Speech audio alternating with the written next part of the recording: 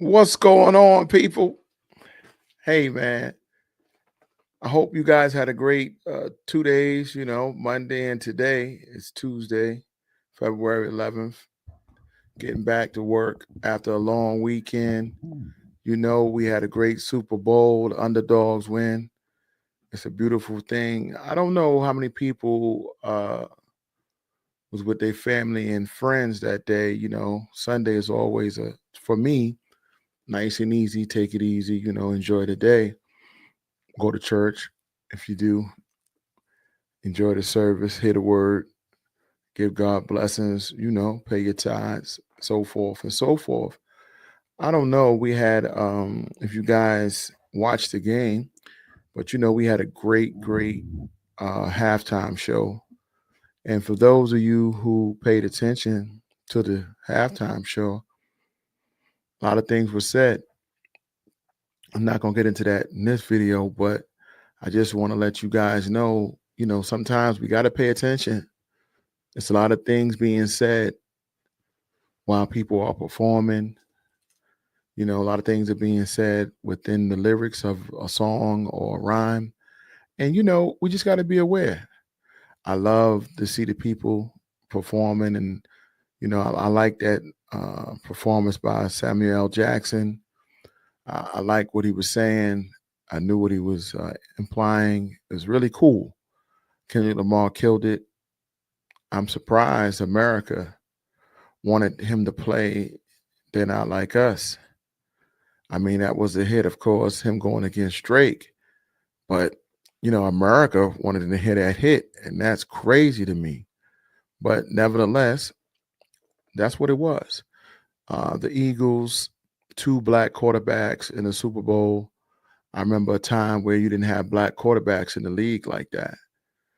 Back with Warren Moon, Randall Cunningham, those are only your black quarterbacks around like that. It wasn't too many of them.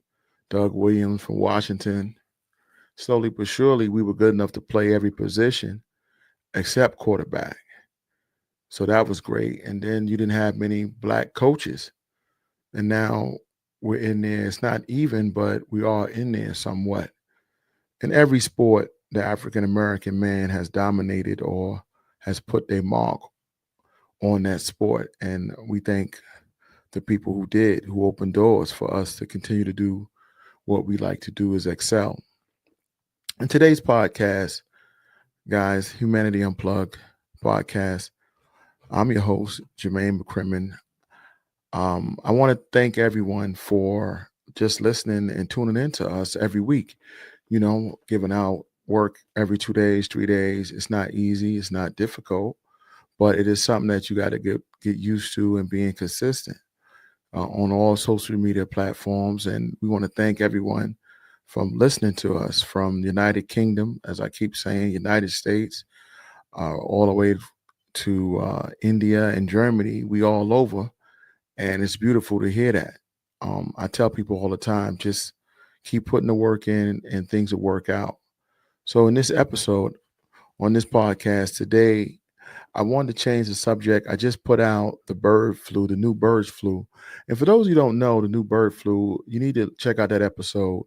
It should be on all social media platforms by the end of the day. I am doing a live on YouTube at 7. Check us out. I'll be up there doing a live with that. The new bird flu, and the reason why I call it new bird flu is because now it's affecting even our cattle. Now it's hit the cows. We have 67 people have been infected by it, only one death. Over 148 million birds have been ordered to be manslaughtered, slaughtered and killed. So it has become an issue because now Costco's and some other stores are now putting a limit on how many dozen of eggs they're allowing people to have. And I knew that was coming. I mean, that's what it's going to be. We have to monitor how we order groceries nowadays. And I don't know if you guys are paying attention, but there's a lot of things going on when it comes to that. And this episode, though, that I'm doing, this is called, it's an earthquake episode. Santorini, or I think I'm saying it right, Santorini.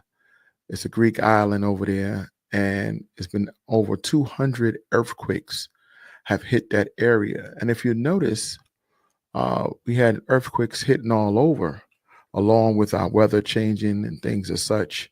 That earthquake been rocking, and then we had another earthquake hit over by the Caribbean, and it affected Belize, Colombia, Cuba, El Salvador, Guatemala, Honduras, Jamaica, Mexico, Nicaragua. I don't know if I'm saying that right. Nicaragua.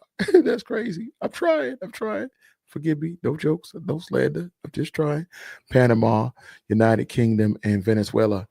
It has hit all of those places, and they all had effect from the last earthquake that hit on the 8th of February. So it's two different sets of earthquakes in two different places. And I wanted to go over this, and I think it's very imperative that we pay attention to what's going on. You know, of course, we heard about this so-called weather machine. We have one, we don't have one. Who knows what we have, what we don't have. But for sure, we are paying attention to analytics and what's taking place around the world. And a lot of people are studying these earthquakes. So I just want to do a quick in and out on this subject so we can pay a little bit more detail in how to prepare ourselves, because one thing right now over there is not affecting us, but in return, it does affect us. Sooner or later, it does come around us. So we have to make sure we are abreast to the news and seeing what's going on. So I'm going to get right into it with this video. It's about 2 or 3 videos I want to shoot back and forth for you guys. And again, guys, I would like to thank you guys for following us. And we're going to get it rolling right now. Here we go. To Greece, where the island of Santorini is right now under a state of emergency after a series of earthquakes that started January 31st. Those quakes have ranged in magnitude from 3 to 5.2. 11,000 people have left the island, and experts say the earthquakes could continue for days or weeks. So joining us for more on the reasons behind the quakes is Lindsay Shanebaum. She's a professor of earth science at the University of Toronto. Good to have you here. Well, thank you for having me. So you and I were just looking at these photos, and I was saying you look at the world so differently, because what we look at is what a beautiful view of the water. You just see as buildings built on instability. That's right. Yeah. And we understand these quakes are tectonic plate related. Is that right? Yeah, that's right. Yeah. So what's happening, the Mediterranean is an incredibly tectonically complex region. And what's happening is the oceanic crust that's attached to Africa is sinking. And as it's sinking, it sort of rolls back, and the Aegean Ocean is stretching to fill the space. And that produces volcanoes like Santorini, and then it also produces cracks in the crust that's stretching. It doesn't stretch smoothly like Play-Doh, right? It breaks. And where those breaks happen, the rocks rub against each other, and sometimes they stick and then slip, and that causes earthquakes. So really, Santorini is facing a double whammy of both being part of this sort of volcanic arc, I guess they call it. That's right. And then also the tectonic plate risk. Yeah, that's right. The earthquake risk. Yeah. Yeah. Exactly. So they've got around 20,000 people that live there, although millions come to visit, and half of those have left. What is the future like for people who want to come back and live? Like, how risky is it to return and live in Santorini? Yeah. The entire region of the Aegean is always at risk for earthquakes. There's been tons of historical earthquakes. So everybody in that part of the world is always living under some sort of threat. And the challenge with earthquakes is predicting them, specifically when an exact earthquake will happen. So earthquake swarms typically play out over days to weeks. And they can end in 2 different ways. One is they can just dissipate, and then everybody goes back home. And what's the other option? The other option is it can trigger a larger earthquake. It basically, what's probably happening here is there's fluid moving in the crust, and the fluid, water basically goes into little cracks and causes small crackles, these small earthquakes, magnitude 3 up to magnitude 5. But it's possible that it could actually, water could force its way into a larger fault and reduce the friction and actually allow a larger fault that's sort of primed to go. It could trigger it, and it could trigger a larger earthquake. What are you watching for then as this story continues to unfold? Looking for the trend in earthquakes. So it ramped up for about a week between the 27th of January and the 3rd of March. And then it's been fairly steady since. And what we'd like to see is that it starts to drop off. So the fluid would basically migrate up out of the rocks and into the ocean and just disappear, and the cause for these earthquakes goes away. And the sign of that is the decreasing magnitude That's of the right. quakes. Mm-hmm. So that's what you're watching for. Listen, there are a lot of people. I mean, March break is coming. There's a lot of people who love to head to this part of the world for their vacations. What should they keep in mind if they have flights booked in the next few weeks? To Santorini. Well, they need to follow the government warnings. If the government is telling them not to go, they need to not go. Yeah. It's the danger, if there's a larger earthquake, there's three dangers. So the first one is building collapse. So seismologists say that earthquakes don't kill people, buildings do. So it's buildings collapsing. A well-constructed building may survive an earthquake. Did y'all hear that? Earthquakes don't kill people, buildings do. I highly disagree, because if the earth is split in half and you standing on one side and happen to fall in, the building didn't do that.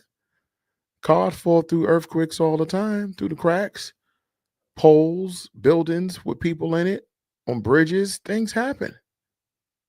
But it's a risk. So being careful about where you're staying. A second danger is in a larger earthquake is that it triggers a tsunami. So this earthquake, if it were to happen, would happen underwater. The faults that are crackling right now are underwater.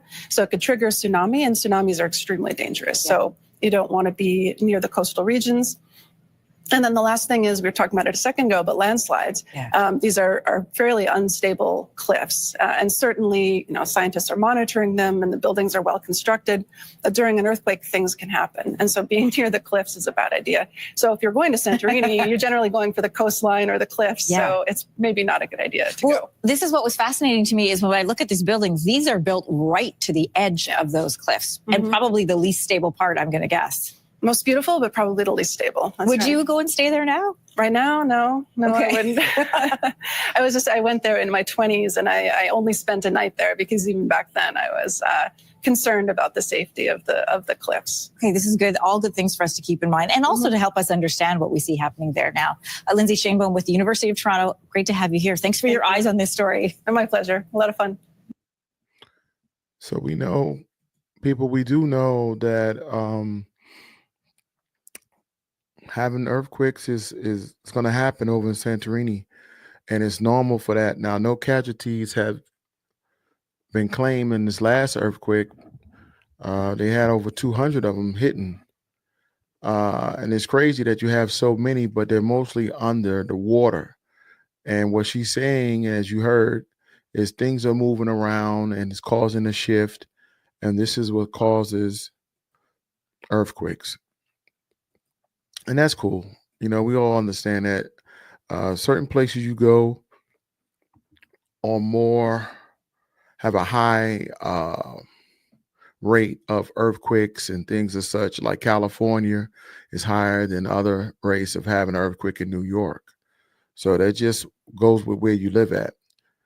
I'm gonna get into this second video now. During the evening of February 8th of 2025, a major earthquake struck the Caribbean Sea between the coastlines of the United Kingdom's Cayman Islands and Honduras.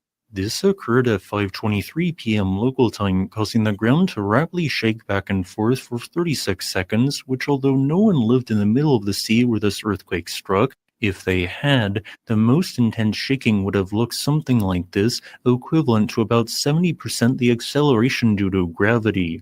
As the seismic wave expanded outwards, it would eventually be felt by up to 32 million people across 12 countries, representing the planet's largest earthquake in 21 months.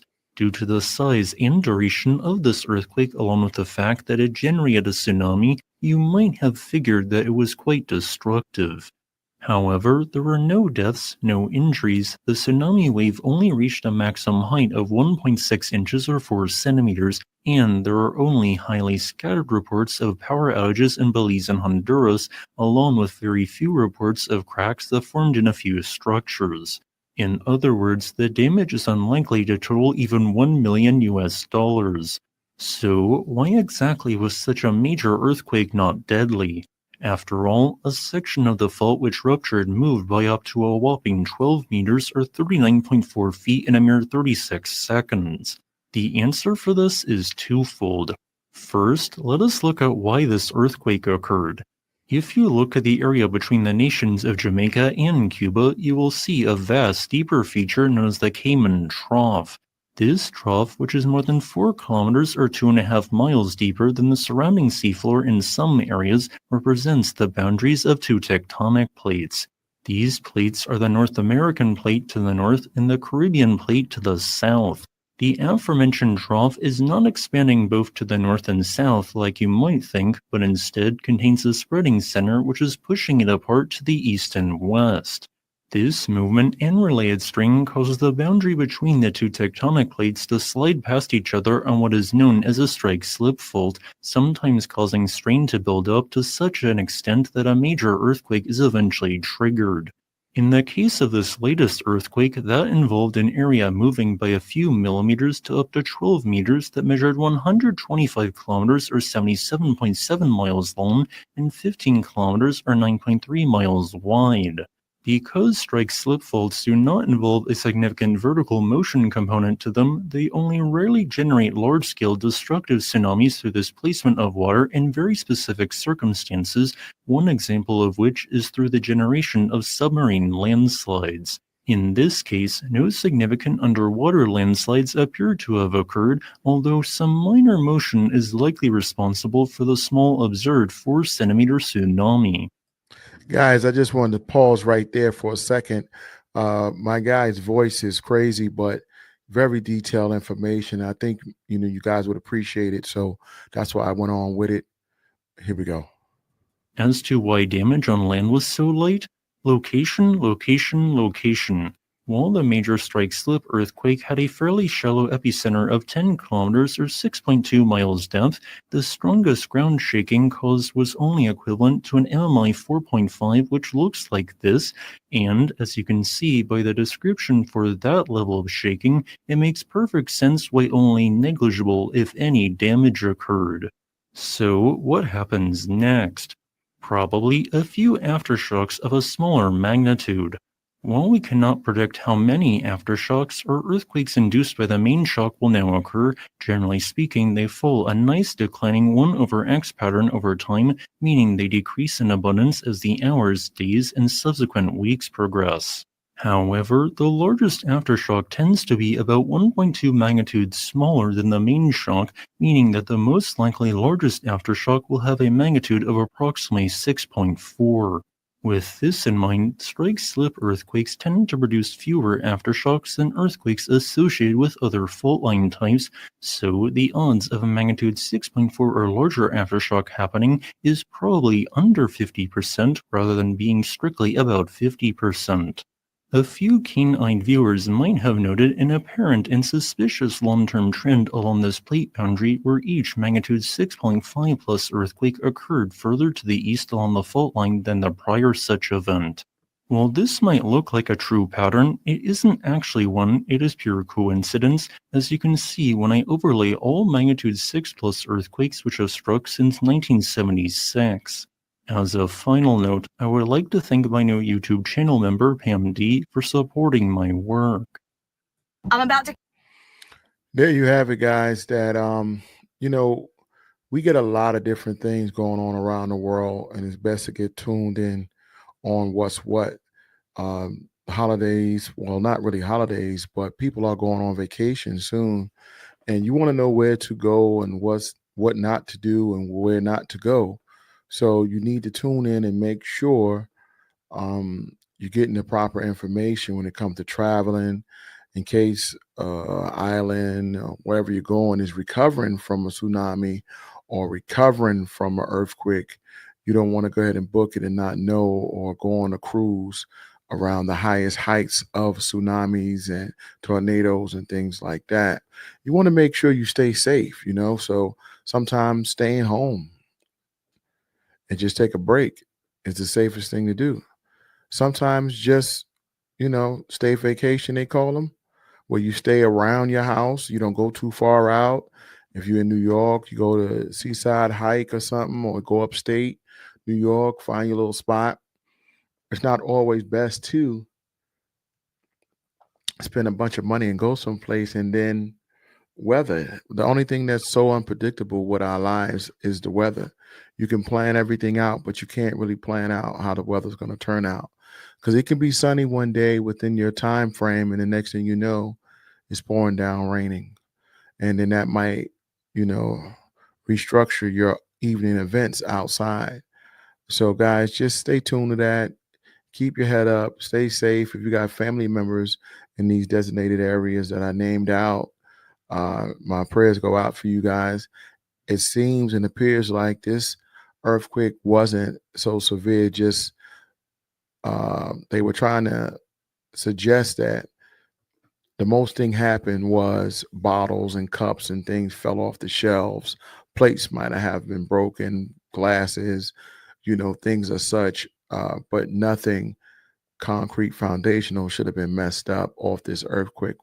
I guess we would call it lucky or we're blessed, but in return, that's what we have out of these earthquakes. But I'm gonna keep my eye on it and keep you guys abreast. I just wanted to let you guys know about all these earthquakes along with our weather pattern. In New York, it's a lot of snow, more snow this year than any other year in New York. Not that it's accumulating high when it drops, but just it's dropping more frequently. And it's very cold. Excuse me. But I remember around February 14th, a couple of years ago, it was snow on the ground. So I think it's still being it's kind of it's just normal. It's just it feels like, and it appears to be more snow than probably what it really is. So again, guys, this is Humanity Unplugged. I'm your host, Jermaine. Just a quick 22-minute podcast about the tsunamis, about the earthquakes, Santorini, and all the other different spots that it might affect. Guys, be safe, stay blessed, and don't forget to share the message. Until next time, peace.